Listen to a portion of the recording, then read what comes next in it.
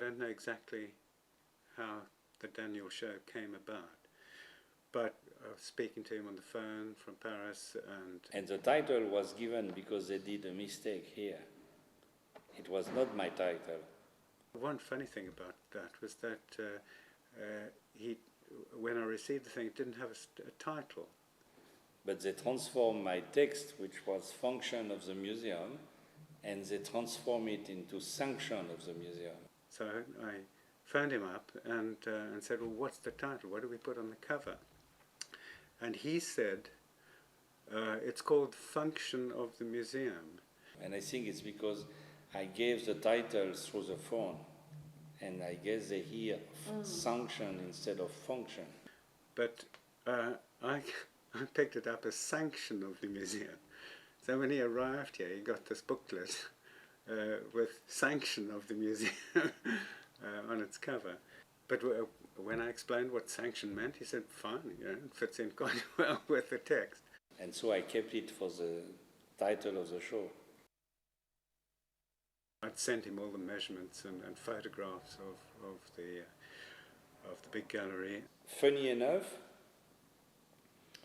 the first show I did here in 1973 was on purpose the first time I dared to use different color at once. Before that, I was only using one color by one color. The nicest thing, of course, was putting up the show. I mean, that was really lovely. And this arrangement was the very first obvious use of color. At least I showed this interest strongly for the first show I did in Oxford. There are very few people who've handled the space in there. I mean, the space is enormously demanding. But if it's not, first of all, visual, it has absolutely almost no interest. And for the first time with the Oxford exhibition, the visual aspect of the work become a little more obvious. The space became very different to the space that I was used to.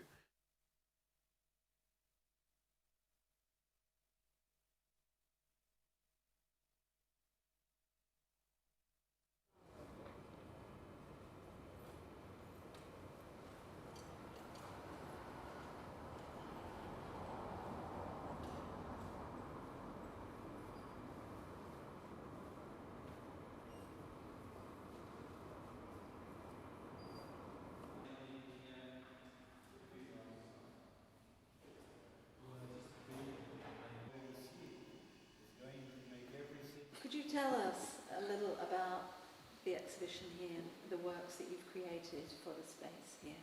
I use again something which was already very good 33 years ago, which is natural light, especially of the main gallery. And I use the window, I mean some of the windows as a model. And then I kept the idea of the window for the full show. I use 5 colors, and as usual, when I use many colors, I always put it by the alphabetical order of the language of the country where I work. If you just take the 3 windows as a model, on these 3 windows, you have A, B, C, D, E, A, B, C, D, E, and between E and A, you have the stripes as a blank.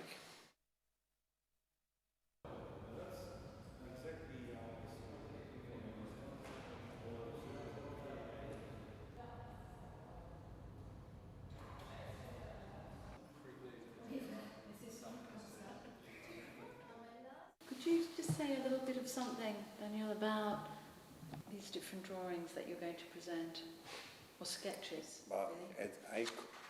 I call it, in fact, sketches, plans whatsoever, to make a distinction between,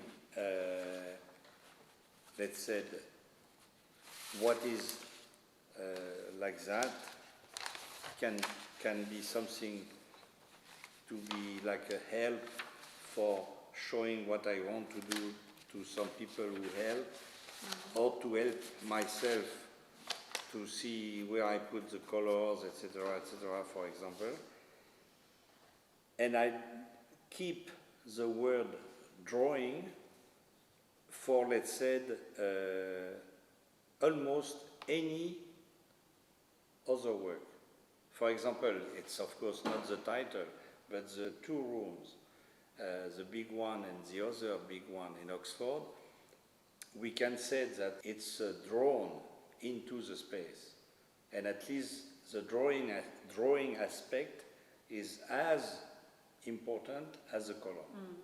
And the way the room is transformed, done by planes like that, it's really, really close to drawings. Yeah. Except it's a drawing in 3 dimensions, and it's a drawing where you can walk. But for me, this is a drawing.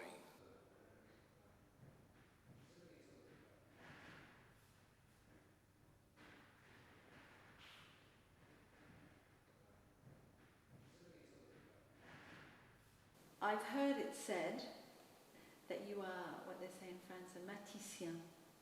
What's your view on that? First of all, when I speak about Matisse, I will speak about specific work, because most of the work of Matisse, I think, is absolutely terrible, and I don't like it.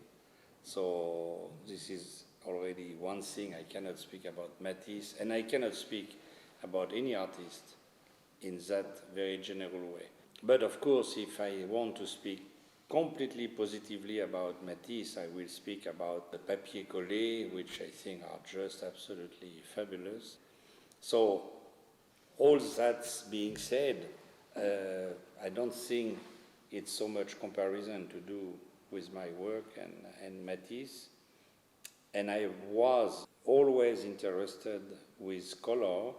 Color is something which has nothing to do with the possibility to be described with word or with anything.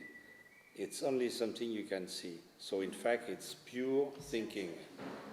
Not sensation, thinking. It's a real thinking. It's a real pensée, comme on dit en anglais, pensée. Thought. Yeah, it's a real thought, exactly like philosophy, except it's no word.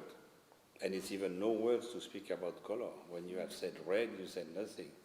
And when you try to be close to a color and to describe this color to someone, you are lost in 2 seconds, because it's absolutely impossible.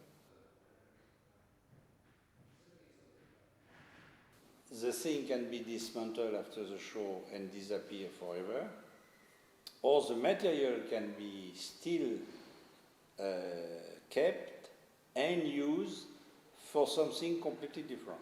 But I don't know how, and I cannot say now, yes, I will do that or that or that with this material. But everything is possible. The frame can be changed, the frame can be kept as they are and used differently. The color can be clean and we do another one. I mean, it's completely open as material. But of course, it will not go back to that unless we show it again like it is.